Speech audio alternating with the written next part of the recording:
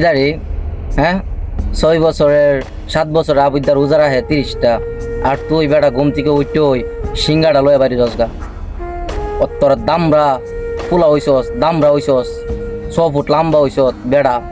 তুই সকালবেলা ঘুম থেকে উঠতে সিঙ্গাটা লয়া রাস্তাটা তারে নারে কইরা টানোস, সিঙ্গা টানোস, শরম করে না, লজ্জা করে না?